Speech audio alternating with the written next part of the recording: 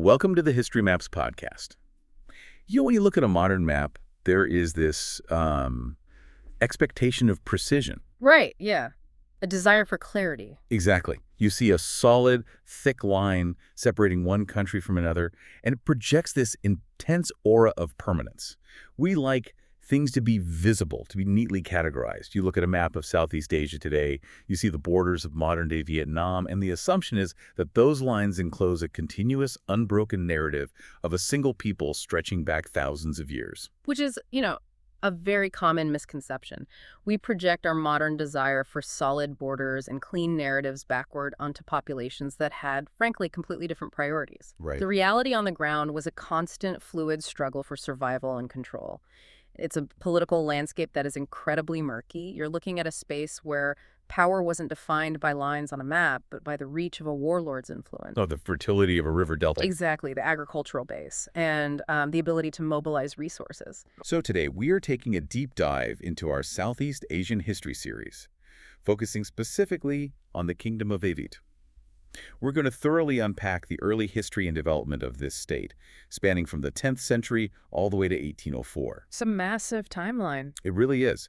And we will meticulously explore its administration, its economy, and its culture. We are centering our focus around the Red River Delta in present-day northern Vietnam. Because that's the core. Yeah, this is the primary precursor to the modern country of Vietnam. And the sources provide a really detailed look at how this kingdom evolved from a decentralized realm of, local chieftains into an absolute bureaucratic powerhouse. And as we go through this, you really should pay close attention to how external pressures constantly shaped Dai Viet's internal structures. I mean, the statecraft here didn't just develop in a vacuum. No, not at all. You have the immense weight of various Chinese dynasties pressing down from the north, and then these very powerful Cham states exerting force from the south. A literal geopolitical vice. Yeah, the institutions of Dai Viet were forged in a crucible of constant geopolitical pressure and necessary adaptation. So before we can even talk about the Kingdom of Dai Viet itself, we need to establish who the people were and, where that name actually comes from. We need to move from the geographical setting to the ethno-linguistic roots. Right, getting into the origins. Yeah, the term Viet, or you in Chinese. Where does that actually originate? Because from the sources, it doesn't start as an ethnic identifier. No, not at all. The linguistic origins are highly specific, and they're tied to material culture. So in early Middle Chinese, the term you was originally written using a very specific logograph found on oracle bones and bronze inscriptions during the late Shang dynasty. Which puts us around, 1200 BCE? Exactly, around 1200 BCE. Let me stop you there just to get a visual for a second. What exactly did this logograph look like, and why would an ancient dynasty use it to describe a group of people? Well, the logograph simply depicted an axe. Just an axe. Yeah, it was a homophone for an axe. The Shang dynasty scribes basically used the symbol of a prominent tool or weapon associated with southern groups to designate them. It's very literal. Right. And over time, as Chinese imperial power expanded outward from the Yellow River, the term evolved in its usage. It became a catch-all Chinese geopolitical label, specifically Baiyu, or the 100 The 100 Yeah, and this was not a singular ethnic group. The Chinese empires used Baiyu to describe the vast, highly diverse, non-Han Chinese populations living in the south. Which means Baiyu functioned more like the way the ancient Romans used the word barbarian. That's a highly accurate parallel, actually. Like, it didn't mean the people were culturally homogenous, it just meant they were not Roman. Or in this case, they were not part of the Han imperial core. Precisely. The Chinese sources categorize these 100 populations by broad cultural markers rather than specific lineages. They noted that these groups practiced slash-and-burn agriculture, and they lived in stilt houses. Okay, let's unpack the slash-and-burn agriculture part, because that really dictates how a society structures itself. I mean, if a group relies on cutting down a patch of forest, burning the vegetation to release a sudden burst of nitrogen and phosphorus into the soil, planting crops, and then basically moving on a few years later when the soil is depleted. You can't build a massive, centralized capital city. Right. You just can't. It forces a semi-nomadic, decentralized society. They were loosely connected or entirely independent tribal societies belonging to a really diverse ethno-linguistic complex. But the material record shows that by the time we get to the period spanning 200 to 750, a distinct culture emerges in the Red River Delta. known as the Li Lao culture. And they were slightly more settled. Yes, they lived in autonomous settlements located in riverine valleys, which the Chinese administrators referred to as dong. And the defining feature of this Lai Lao culture, the thing that archaeologists point to, is their bronze drum casting. Specifically, the Hager Type II bronze drums. Yes, the bronze drums are key. For someone not steeped in metallurgy, what does a Hager Type II bronze drum actually look like, and why does finding one in the dirt tell us anything substantial about the people who made it? Right, so a Hager Type II drum is this massive, heavy, highly decorated bronze artifact. They often feature intricate geometric patterns, depictions of boats, flying birds, and human figures. The physical appearance is imposing, but the historical value is really what the drum implies about the society itself. Because it's hard to make. Exactly. Casting a massive bronze object requires a significant level of resource mobilization. You need miners to extract copper, tin, and lead. You need specialized artisans who possess the technical knowledge of smelting and casting. And because those artisans aren't farming, you need an agricultural surplus just to feed them. Precisely. It implies a complex social hierarchy. You cannot cast a massive bronze drum in a completely egalitarian subsistence-level village. Someone has to coordinate the labor, control the resources, and ultimately command the prestige of owning the drum. The local lords. Yeah, the Dong settlements had stratified hierarchies. The chieftains who controlled these drums controlled the trade networks and the surplus grain. So who were these people, linguistically and genetically? Well, the archaeogenetic and linguistic data indicate that the ancient inhabitants of the Red River Delta were predominantly Austroasiatic. Okay. This places their deep ancestral roots in a different lineage tree than the Sinitic populations to the north. However, the Red River Delta wasn't an isolated pocket, right? We have a prolonged period of Chinese imperial administration overlapping directly with these settlements. A very long period, yeah. There is a linguistic theory outlined in the sources by scholar John Fan that addresses how these two worlds collided. He proposes that a local dialect called Annamese Middle Chinese developed. How does a hybrid dialect like that actually form on the ground? It forms through the basic mechanics of administration and migration. You have Chinese administrators, soldiers, and merchants moving into the Red River Delta over centuries. Just everyday interaction. Right. Many of them settle down and intermarry with the local population.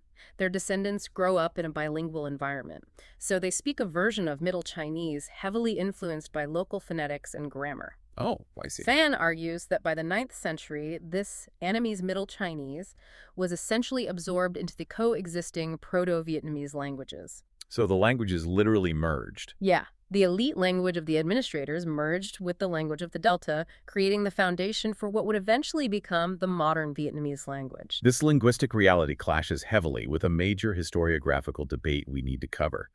Because if you read 20th century nationalistic frameworks, you often encounter what is called the continuity theory. The continuity theory, yes. This theory suggests that the peoples of the Red River Delta always retained a unique, persistent Vietnamese identity against Chinese assimilation. It essentially frames the entire millennium of Chinese rule as a continuous unified struggle by a singular ethnic group just waiting to break free. The linguistic and archaeological evidence strongly contrasts with that narrative, though. The historical data shows a highly diverse, intermingled, multilinguistic community in the Han Tang period. Right. There simply was no persistent ethnic Vietnamese identity in the modern sense during that time. A modern nation-state identity requires mass communication, a standardized curriculum, and a shared conceptual map of borders. None of those existed. Okay, let's unpack this with an analogy. Looking for a rigid modern nation-state identity in the Red River Delta during the Han Dynasty is like trying to find a modern multinational corporation functioning inside a medieval artisan guild. That's a good way to put it. The structures and self-perceptions just didn't exist yet. People define themselves by their immediate village, their chieftain, and their local river valley. But if they weren't a unified ethnic bloc fighting a patriotic war of independence, how did they eventually coalesce into a unified political resistance against the Tang Dynasty? Well, the resistance was driven more by local chieftains protecting their economic interests and their autonomy. Economics usually drive these things. Always. These leaders had accrued enough wealth and followers through the Delta's trade and agricultural surplus to challenge an overextended empire. When the Tang dynasty began to falter, these local lords saw an opportunity not to create a modern nation, but to assert direct control over the resources of their specific region without paying taxes to a distant emperor. Let's move into that specific period, the late Tang dynasty in the late 9th century.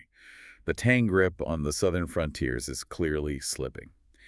In the 860s, hill dwellers and local chieftains ally with the Nansao state, which was based in modern-day Yunnan, and they actively rebel. Right, a major uprising. And they capture the region for 3 years before the Tang forces push them back. After reclaiming the region, the Tang administration renames the area the Qinghai Circuit. The Qinghai Circuit. Yeah, that renaming is a classic imperial move. You try to assert order and administrative reality through nomenclature. You draw a conceptual box around a rebellious territory and give it an official title, hoping the bureaucracy will follow. But the Tang dynasty is rotting from the inside out at this point. Drawing a box on a map doesn't stop the decay. By 880, mutinies among the occupying troops forced the Tang authorities to withdraw from the Qinghai Circuit entirely. Leaving a massive void. Right. This creates the exact power vacuum needed for regional warlords to step up. In the early 10th century, a prominent local family, the Cook family, takes control of the Delta. What is vital to understand about their rule is that they do not declare outright independence. Which seems counterintuitive if the Tang are gone. Well, they rule as tributary governors. They send tribute to the fragmented Chinese courts, maintaining the illusion of imperial submission while acting with complete internal autonomy. It's a pragmatic strategy. I mean, why invite a massive invasion by declaring yourself a rival emperor when you can just send some tribute, print your own titles, and collect all the local taxes yourself? Exactly. It's smart politics. But that illusion breaks in 930. The neighboring southern Han state, which is one of the regional powers that emerged after the Tang collapse, invades and removes the Cook family. The Southern Han want direct control over the maritime trade routes and the agricultural wealth of the Delta. They don't want a middleman. Right. Their invasion sets off a massive chain of local rebellions and assassinations among the Delta's elites, culminating in a definitive shift in the year 938. And this brings us to a leader named Ngo Quan.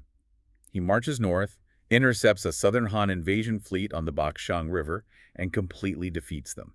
The very next year, in 939, he proclaims himself king and sets up his capital in the old fortress of Koloa.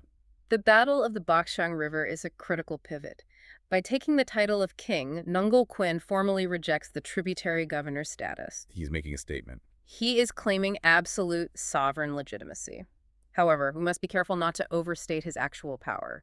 The structures of a centralized state were absent. His sphere of influence likely didn't extend far beyond his immediate fortress, his personal army, and the localized network of chieftains who swore personal loyalty to him. So it's a kingdom built on personal charisma and military prowess, which means it's inherently unstable. When Ngo Quan dies and his immediate successors fail to hold the coalition together, the region rapidly dissolves into what historians call the anarchy of the 12 warlords. This lasts from 965 to 968. Total fragmentation. A dozen local lords carve the Delta into fiefdoms, fighting for supremacy, resources, and manpower. It must have been devastating for the local It's population. absolutely brutal. Out of this chaos emerges the Mbun. Through a combination of military alliances, tactical victories, and absorbing rival armies, he defeats all 12 warlords. And consolidates everything. He unifies the region in 968 and gives the country a formal name, Dai Viet. He builds a unified state out of sheer force, but the stability is incredibly short-lived. We see how fragile early state formation truly is because it's entirely dependent on the physical survival of the warlord himself. Right, the institutions aren't there to carry it on. In 979, brutal palace intrigue tears the ruling family apart. Inbo Lin Min's son, Inlin, murders his own brother, who had been designated as the crown prince. And later that same year, both Inbo Lin and the murderous son, Inlin, are assassinated. The political edifice threatens to collapse the moment the central figure is removed. The transition of power is always the most dangerous moment for any early state. External enemies are constantly monitoring the borders, waiting for these exact moments of internal weakness. And the external enemies immediately strike. Here's where it gets really intense. Following these assassinations in 979, a Cham king from the south and an exiled prince attempt to take advantage of the chaos. They launch a naval attack aimed squarely at the capital of Hoalu. A direct strike at the heart. If that fleet lands, Viet is likely destroyed. But the entire Cham fleet is wiped out by a late-season typhoon. It's one of those hinge points in history where weather completely dictates the fate of a dynasty. The typhoon provided a brief, critical window of survival, neutralizing the southern threat. But the internal crisis in Hoelu remained acute. The queen, Dung Van Ge, was left holding the remnants of the state with her 6-year-old son as the nominal ruler. That's an impossible situation. She faced immense instability from rival courtiers and, more importantly, the looming threat of an opportunistic invasion by the newly unified Song dynasty in the north. A 6-year-old child cannot command a fractured army against the most powerful empire on the continent. The queen has to make a calculation between dynastic pride and the physical survival of the state. She made a brutally pragmatic calculation. She handed supreme power to a seasoned general, Lei Huan. By doing this, she effectively ended her own family's dynasty and created the early Lei dynasty in 980. Because she needed a military leader. She recognized that Lei Huan possessed the military backing necessary to organize a coherent defense. Her calculation proved entirely correct. Lei Huan successfully repelled the Song invasion in 981. The priority was collective survival against external absorption. But the early Lei dynasty follows the exact same fatal trajectory. After Lei Huan dies, the state descends right back into civil war. It becomes a constant shuffling of military strongmen attempting to hold the center until the year 10 or 9. This marks the beginning of a profound institutional shift and the establishment of the Li dynasty. Okay, the Li dynasty. Li Taitou takes power, but notably he does so with the heavy support of the Buddhist monkhood, not just the military generals. This is a massive shift in how power is constructed. Why does a warlord need a monk? By integrating the Buddhist Sangha into the political apparatus, the Li dynasty creates an ideological foundation for their rule that extends far beyond mere martial strength. The monkhood provides critical infrastructure. Infrastructure like what, specifically? Well, they possess literacy, enabling them to draft edicts and manage correspondence. They manage vast agricultural estates. And most importantly, they provide religious legitimacy. A king, backed by the spiritual authority of the monks, holds a different kind of power than a king backed solely by swords. We see the mechanics of a real state being built almost immediately here. Yeah. In 1010, Li Taitou moves the capital to the abandoned city of Alais and renames it Tang Long, which is modern-day Hanoi. He establishes a formal taxation system in 1013, and later, in 1054, Li Tantong formally changes the kingdom's name to Dai Viet. Moving the capital to a strategic central location in the delta demonstrates an intent to control the agricultural surplus. Establishing a taxation system implies a nascent bureaucracy capable of assessing wealth and enforcing collection. We are seeing institutionalization. Right. However, we must be careful not to view this administration through a modern centralized lens. Prior to the 1200s, the Dai Viet operated primarily as a mandala state. Let's spend some time on this concept, because a mandala state is fundamentally different from how we conceptualize borders today. So what does this all mean for the average person living in the outer areas? If the king is ruling through a mandala system based on religious alliances rather than standing armies, how much did the dictates of Tang Long actually impact daily life on the fringes? For a peasant on the fringe, the dictates of Tang Long might have felt completely irrelevant. In a mandala system, sovereignty isn't territorial, it's personal and relational. The king in Tang Long is viewed as a man of prowess. A man of prowess. Yeah. He holds absolute direct control over the central inner areas, the capital, and its immediate agricultural hinterland. But the outer regions, the concentric rings extending outward, are autonomously governed by local clans. It's almost like a magnetic field. The pull is incredibly strong at the center, but the further out you go, the weaker the magnetic force of the capital becomes, until you reach a point where local lords are basically acting under their own gravity. That's a great analogy. The relationship between the king and these outer lords is not one of strict bureaucratic hierarchy. There are no civil service exams or royal governors dispatched to micromanage them. Right. The local lords remain loyal because they are tied to the royal clan through personal alliances. The king grants them prestige, he might marry his daughters to their sons, or he acts as the primary patron of the Buddhist temples they revere. The direct, administratively governed territory of the king rarely exceeded 150 miles in diameter. So the king's power relies on coastal trade monopolies, marital ties, and religious prestige rather than centralized bureaucratic micromanagement. Yeah. Yet despite this seemingly loose internal structure, the Li dynasty projects massive military power outward. They are highly expansionist. Very much so. They frequently raid southern Chinese port cities to secure wealth and captives. They subdue the local Noong people in the northern highlands. They launch massive campaigns southward, pillaging Cham cities in 1044 and again in 1069. So the mandala system works for war. The mandala system might lack a massive civil bureaucracy, but it is highly effective at mobilizing allied military contingents for lucrative campaigns. The most intense military action during this era is a massive preemptive war. In 1075, a regent named Li Tung Kit leads a naval invasion of southern China, actually capturing the major city of Nanning. Launching a preemptive strike against the Song dynasty shows a high level of strategic thinking and deep intelligence gathering. The Li court knew the Song were mobilizing forces and stockpiling supplies for an invasion. So they hit them first. By striking first, they disrupted the Song logistics. But the Song dynasty responds with a massive counter-invasion the following year in 1076. This culminates in the Battle of the Ko River, where the Song forces are ultimately defeated and forced to withdraw. Half the Chinese forces die, but not just from combat.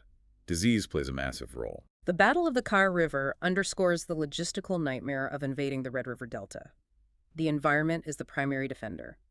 The disease vectors, malaria, dysentery, they just ravaged the Song army. The local knowledge of the terrain allowed the defenders to utilize the river networks to their advantage, making it an incredibly difficult region to hold, even for an empire with vastly superior numbers. But the very nature of the mandala system eventually catches up with the Li dynasty. Because they rely on alliances with powerful local clans rather than a centralized civil service, those clans eventually infiltrate the inner circle.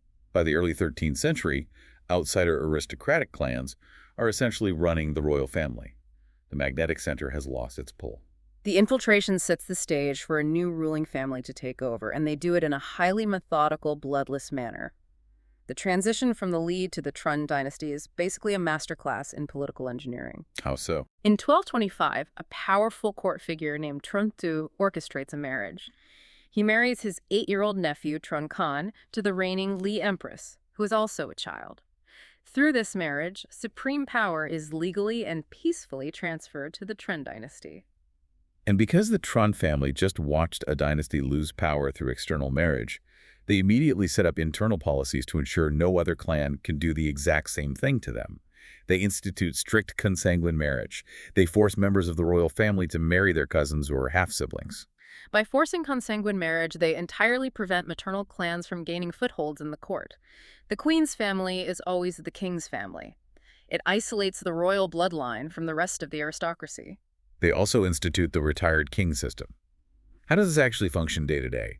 Because on paper, it sounds like the king is just stepping down, but that's not where the power lies. In the retired king system, the reigning emperor abdicates the throne to his designated heir, usually while the heir is still a young man or a teenager. The son becomes the formal emperor, handling the tedious daily court rituals and administrative paperwork. The busy work. Right. But the father, the retired king, retains ultimate executive authority. He controls the military command, and he controls the treasury. It allows the father to mentor the son while holding the real levers of power. And when the father eventually dies, the son is already sitting on the throne, fully trained, preventing a succession crisis among ambitious uncles or brothers. It's a brilliant mechanism for maintaining dynastic integrity and ensuring an experienced hand is always guiding the state's military strategy. And they needed an experienced hand because they were about to face the Mongol Empire. We have 3 major Mongol invasions outlined in the sources. The first is in 1257. A force of 25,000 Mongol and Dali troops breaches the delta and actually sacks Tanglong. But they retreat shortly after when the Tren king submits and offers tribute. That first invasion was essentially a probing attack, a flanking maneuver by the Mongols attempting to hit the Song Empire from the south. Right. The Tren court's realization that Tanglong could fall so rapidly prompted a massive decades-long reorganization of their military strategy and logistics. They use that time well, because Kublai Khan returns. Yeah. In 1285, there's a massive invasion, but the Trun form an alliance with the Churm forces to the south and manage to defeat it. Then comes the climactic third invasion in 1288, featuring one of the most famous tactical maneuvers in military history at the Bakong River, led by Prince Trunhunga. The Battle of the Bakalong River requires localized environmental knowledge to neutralize a technologically and numerically superior foe. Tran Hong Hao's forces planted massive, iron-tipped wooden spikes into the riverbed near the estuary. They waited for the high tide, which completely submerged the spikes. They send out smaller, highly maneuverable ships to skirmish with the massive Mongol fleet, intentionally retreating up the river. The Mongol fleet pursues them, crossing right over the hidden spikes. And then the tide recedes. The Gulf of Tonkin has significant tidal shifts. As the water level drops rapidly, the massive Mongol ships are impaled on the iron-tipped spikes. It's a devastating trap. They are trapped, unable to maneuver, and their hulls are breached. The Trine forces then counterattack, destroying the immobilized fleet. It's a decisive victory that ends the Mongol threat to Dai Viet. We always hear about the military brilliance of defeating the Mongols, but the sources point out that just a few decades later, the kingdom is practically collapsing from climate change and raids from Champa. It shows that military supremacy is entirely fragile when the climate ruins your agricultural baseline. You cannot eat a military victory. The 14th century experiences a global climatic shift, transitioning from the medieval warm period into the Little Ice Age. For an agricultural kingdom entirely dependent on the hydrology of the Red River Delta, this shift is catastrophic.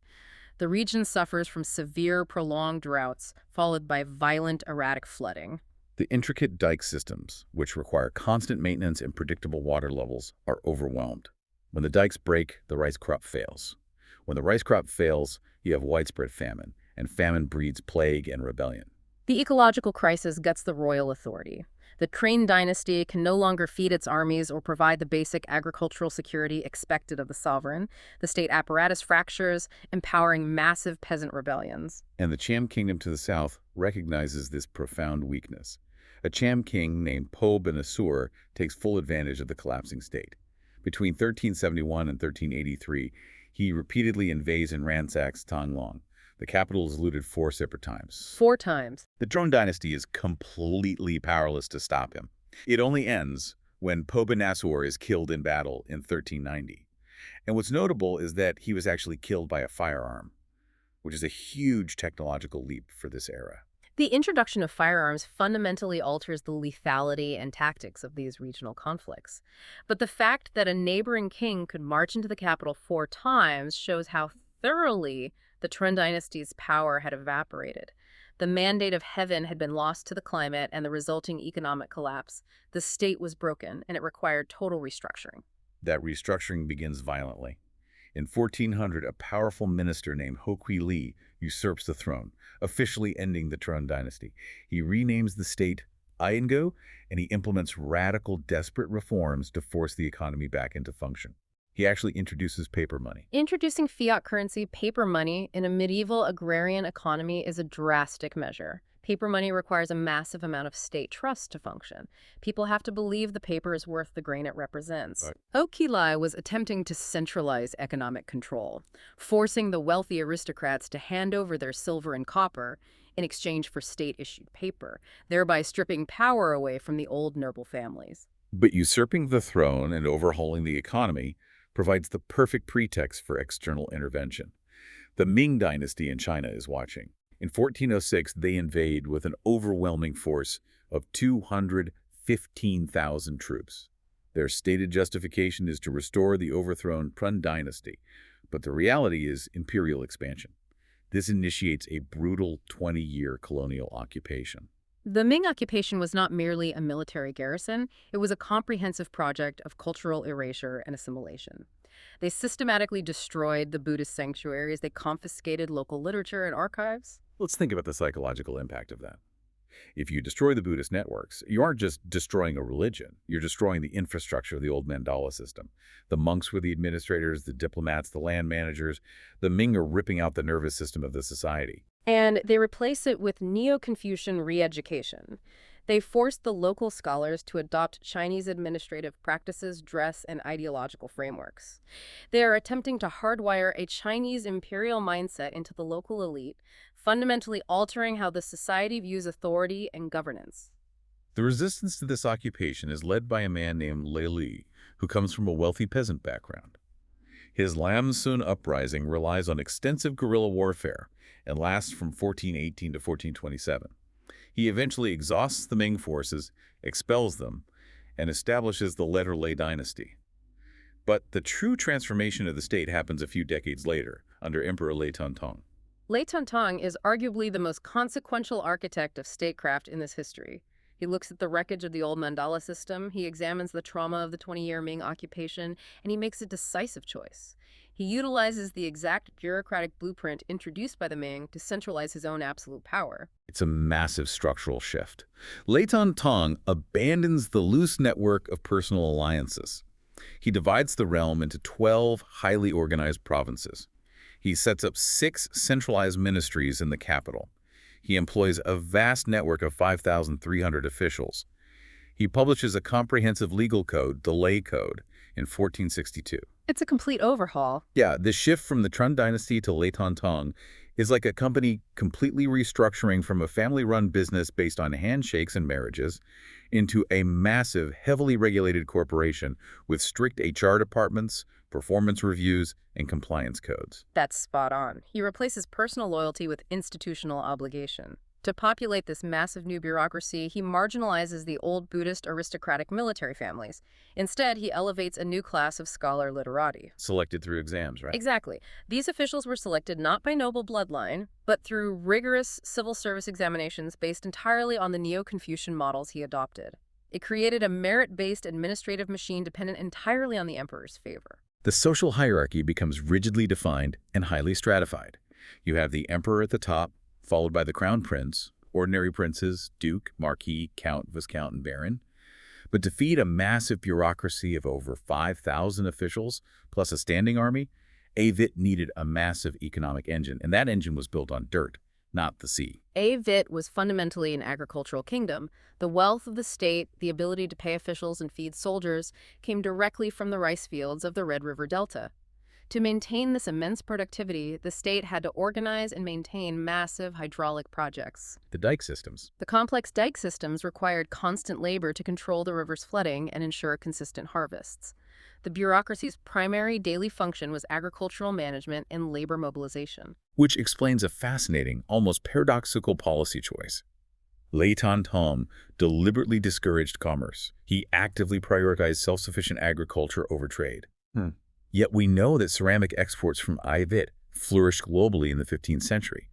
We find their ceramics in shipwrecks across Southeast Asia and the Middle East. If trade is happening, why is the emperor trying to suppress it? It makes complete sense within a strict Neo-Confucian framework. Merchants are viewed with deep suspicion. Their wealth does not come from working the land. It comes from moving goods they didn't produce. Right. Therefore, their wealth is highly mobile and much harder to tax and control. A peasant tied to a specific rice paddy is legible to the state. The state knows exactly how much grain that peasant produces and exactly how much tax they owe. A merchant moving silver and ceramics across maritime borders is largely invisible to the state apparatus. We have 2 very different historical snapshots of how this economy functioned. First, there's an account from 1176 by a Chinese statesman named Fan Chengde. He lists lucrative exports coming out of the region: gold, cinnabar, pearls, and rhino horn. But he heavily focuses on the slave trade. Yes, the labor market. He described how travelers or raiders would entice people into service or capture them in the highlands, tie them up, and sell them in the markets of Hanoi for 3 taels of gold per person. He claims up to 100,000 people a year were sold this way. It highlights the brutal reality of a labor-intensive economy. In the medieval period, before the massive demographic explosions of later centuries, land was relatively abundant, but human labor was the limiting factor. You couldn't farm a vast estate or maintain a massive dike system without thousands of hands. So labor is currency. Capturing and selling people into debt bondage or outright slavery was a primary mechanism for wealth accumulation for the elites. Labor was the most valuable commodity. Contrast that brutal internal labor market with an account from Marco Polo, operating off information gathered from the Mongols a century later. He notes the region possesses spices and gold, but he explicitly points out that their geographical distance from the main global sea routes kept prices low, and the kingdom remained relatively isolated compared to the bustling ports of Champa to the south. They were off the main highway, so to speak. So if Dai Viet had all this potential for maritime wealth, spices, ceramics, a major port at Vandon, why did kings like Lei Tong actively tell people to abandon trade and stick to farming? Was it purely a control tactic? It was fundamentally about control, stability, and mitigating risk. The sea is unpredictable. Maritime trade brings volatile wealth, foreign ideas, uncontrolled transient populations, and potential wealthy rivals who could challenge central authority. Right. Agriculture, while vulnerable to climate, is cyclical and manageable by a bureaucracy. By focusing the population inward on the land, the state ensured a steady, predictable, taxable food supply to feed the machine of governance. This economic mandate to stay tied to the land deeply influenced the religious and cultural life of the village. The spiritual landscape underwent a massive transformation over these centuries. Buddhism had arrived by the 1st century, and by the medieval period under the Li and Tren dynasties, it was the absolute dominant cultural force. We see the rise of specific Tian or Zen sects.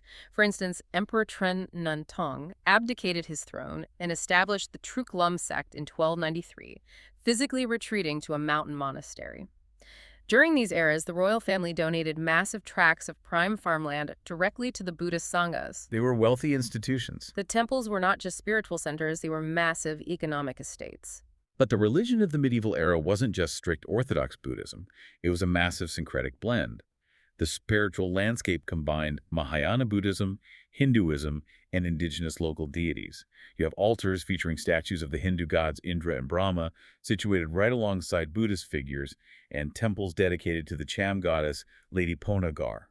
It is quite a mental image to picture a medieval Vietnamese Buddhist altar featuring Hindu water nymphs and the mythical musician husbands of the Apsaras. It highlights how connected Southeast Asia was through religious exchange, completely counter to the later isolationist policies. That syncretism is a hallmark of the early mandala system. It serves a profound political utility. When a king conquers a new territory or forms an alliance, he absorbs their spiritual power.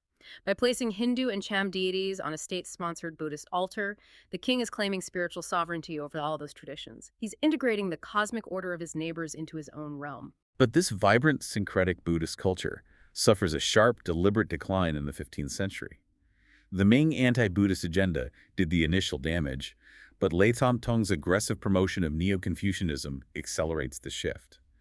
The village temples, known as inn, became the centers of local administration, systematically replacing the Buddhist cults. The village inn became the physical manifestation of the state's bureaucracy at the granular local level. The spiritual focus shifted away from monastic enlightenment and toward civic duty, loyalty to the emperor, and state-mandated ancestor worship. So the state takes over the religion. The inn was where the emperor's edicts were read aloud to the village, where tax quotas were assessed, and where local disputes were settled according to the strictures of the lay code. The sacred space was entirely secularized and integrated into the hierarchy of control. Lei Tong's highly structured Neo-Confucian state was a golden era of stability. The administration was rigid, powerful, and precise, but it couldn't survive the demographic and political pressures of the early modern period. After 1497, the entire system begins to rapidly break down. The primary driver of this breakdown was demographic. A century of peace and agricultural focus led to rapid population growth that eventually outstripped the carrying capacity of the Red River Delta. Too many people, not enough food. As resources became scarce, factionalism returned to the court. The bureaucracy, which was designed to be purely meritocratic, became deeply corrupt as elites fought over shrinking revenues. We see a string of disastrously weak or tyrannical kings. The most notorious is Lei Mok, who was literally known by his contemporaries as the Devil King for his cruelty and erratic behavior. This chaos at the center invites another usurpation. In 1527, a powerful general named Mak Ang Dung seizes control, starting the Mak dynasty. But unlike previous transitions, this one doesn't result in a newly unified state. It triggers centuries of devastating civil war. The usurpation fractures the political elite. The Mak are immediately challenged by regional warlords loyal to the remnants of the Lei dynasty. You get the Lei-Mak War, which ruins much of the political and agricultural infrastructure of the north. But the forces that eventually defeat the Mak end up turning their armies on each other. It never ends. This leads to the defining conflict of the early modern period, the Trininggun contention, which lasts from 1627 to 1672. The kingdom is physically divided near the 18th parallel, roughly along the Jian River. They build massive defensive walls. The Tree Lords rule the north, known to outsiders as Tonkin. They operate as military dictators, keeping the surviving Lei king around purely as a symbolic figurehead to legitimize their rule. Meanwhile, the Nguyen Lords govern the south, known as Cochin China. This deep division is what ultimately shapes the geographic and cultural contours of modern Vietnam. The Nguyen lords in the south are blocked from moving north by the heavily fortified Trinh armies, so they direct all of their military and demographic energy southward. They expand. They embark on a massive expansion down the coast, absorbing the remaining territories of Champa and pushing deep into the fertile Mekong Delta. And because they are cut off from the traditional administrative center in the north, the Nguyen adopt entirely different economic strategies. They become much more involved in maritime trade, opening ports to foreign merchants and relying on a more commercialized economy than the agrarian, heavily bureaucratic north. The two halves of the country diverge significantly. This massive, centuries-long division finally collapses in the late 18th century. The Tay Son Rebellion, starting in the 1770s, erupts from the Central Highlands and sweeps away everything. They overthrow the Nguyen lords in the south, they march north and overthrow the Trinh lords, and they formally end the nominal Lê dynasty. But the Tay Son are eventually defeated by a surviving member of the Southern Nguyen family.